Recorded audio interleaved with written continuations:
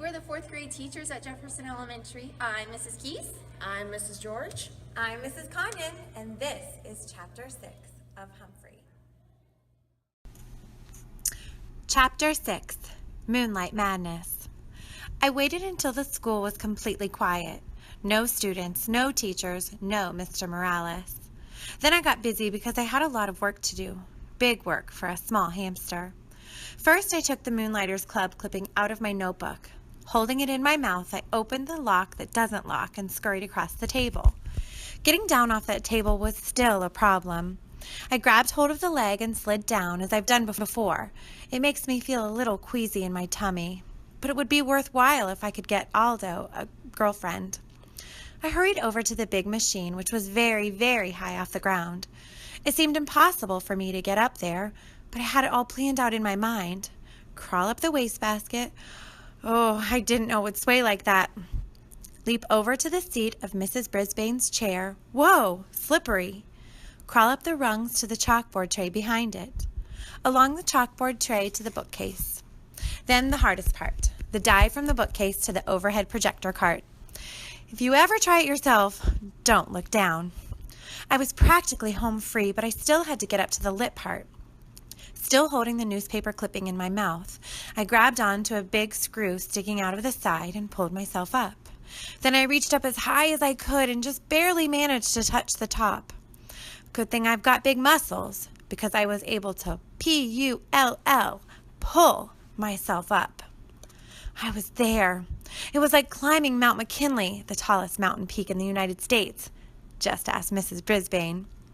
I quickly pushed the switch. I wished I had some sunglasses because I was suddenly surrounded by blinding light. It was like being inside a light bulb. I took the newspaper clipping out of my mouth and carefully laid it on the flat glass. Then I looked up at the wall and no! Up on the screen was a picture of a car.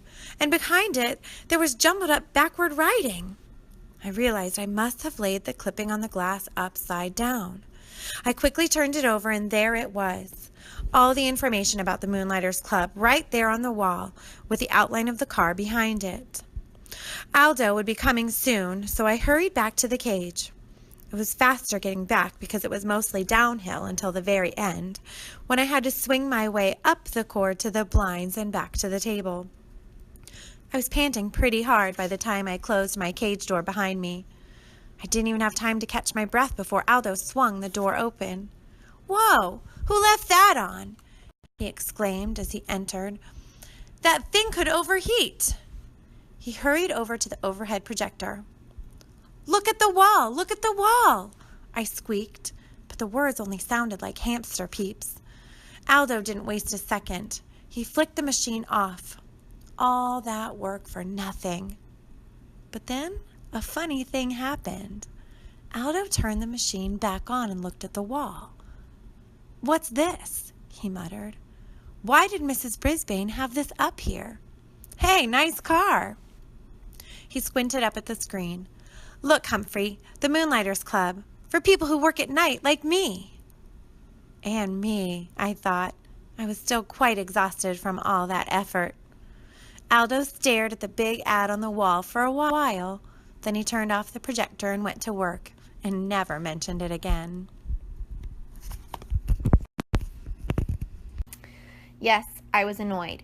I had failed, but at least I had tried, which was more than I can say for one of my classmates. Yes, say a Nasiri. With my own furry ears, I had heard her promise Mrs. Brisbane that she would raise her hand in class. But so far she had been as silent as a statue. Her week was almost up. Even though I had scolded her the day she fed me, she paid no more attention to me than she had to her teacher. You should really listen to your teacher, even Mrs. Brisbane. And you should always listen to your hamster. I was worried about Aldo and about Saya, but I have to admit my journeys had been so tiring that, nocturnal or not, I slept soundly the rest of the night. The next day began in a very surprising way. "I have something to share with you all," Mrs. Brisbane announced. She held up a postcard with a picture of colorful parrots perched in lush green trees. A postcard from Miss McNamara. Mrs. Brisbane would never call her Miss Mac. It says, "Greetings to my favorite class in the world, room 26. I am now working in a school here in Brazil. This country is beautiful and friendly. I really enjoy talking with the parrots in the rainforest. I miss you all, especially my pal Humphrey. Lots of love, Miss Mac. Mrs. Brisbane had to say Miss Mac since that's the way the card was signed. Happy, happy, happy! Not only did Miss Mac remember me, she missed me most of all. Oh, and I missed her most of all, too, especially every time I looked at Mrs. Brisbane and she glared back at me. Mrs. Brisbane showed us Brazil on the map, and it's far away. I'd like to be that far away from Mrs. Brisbane. My head was so filled with memories of Miss Mac that I only got 75% on my vocabulary test. After we graded the tests in class, Mrs. Brisbane said, "If you got 100% on the test, please raise your hand." That woke me up. What a clever way to get Saya to raise her hand, because she always gets 100%. AJ raised his hand. Art raised his hand. Saya just stared down at her desktop. I was starting to get really mad at her. When it was time for map work, Mrs. Brisbane clicked on the overhead projector, and there it was, the Moonlighters Club ad right on the wall. Mrs. Brisbane wrinkled her nose, picked up the paper, and looked at both sides. Then she held it up to the light, and I think maybe she noticed little tiny holes my teeth had made when I carried it over there. Mrs. Brisbane looked over at my cage and wrinkled her nose again. Then she crumpled the paper and threw it in the wastebasket. She's smart, but she is also mean. She's not the only one. While she went on with her map work, Wait for the Bell Garth Tugwell started making some very rude noises. Mrs. Brisbane didn't even turn around. When someone started giggling, she just said, "Stop giggling, Gail."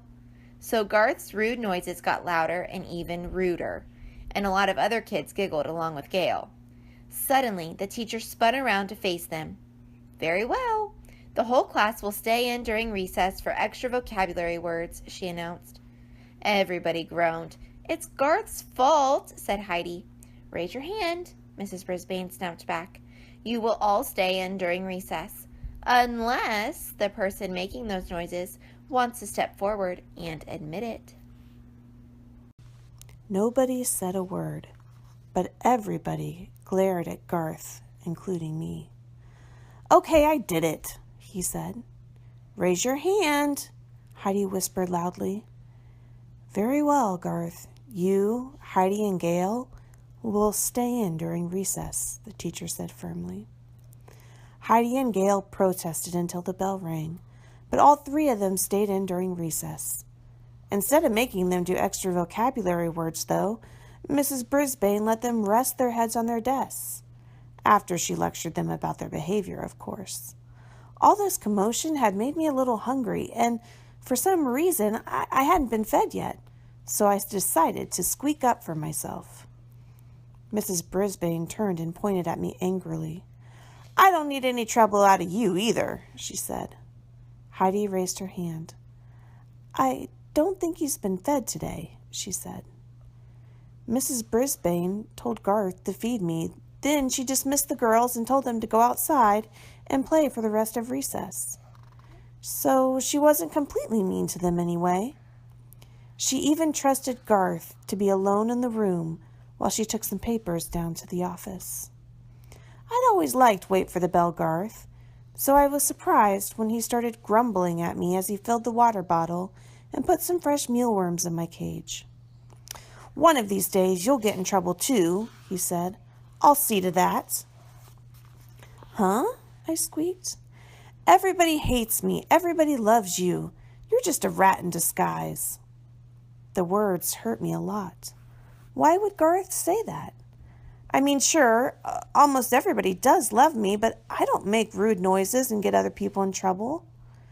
I was still pondering Garth's behavior when my classmates returned to room 26. Mrs. Brisbane must have gotten rested up over recess because she greeted them with a smile. "I have a surprise for you," she told the kids. Surprises always get the class's attention. They think surprises are good. However, I know that surprises can sometimes be bad. Like the day Mrs. Mac left, forever. We're going to pick who gets to take Humphrey home for the weekend, she explained. Now, you all know whether or not your parents gave permission for you to bring him home. So if you'd like Humphrey this weekend, raise your hand now. Hey, you should have seen all the hands that went up. I could hardly believe my eyes. Miranda and Heidi and AJ and every single hand in the class, except Garth's. Even Saya raised her hand. Mrs. Brisbane noticed.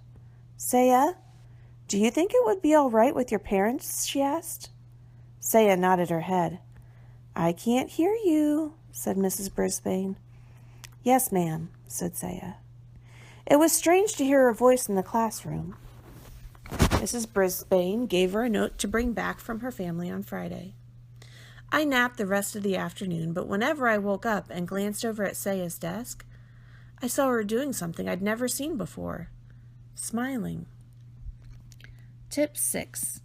You can leave your hamster alone for a day or two. Otherwise, find a suitable caretaker, or if possible, take your hamster with you. In its own cage, a hamster can be very portable.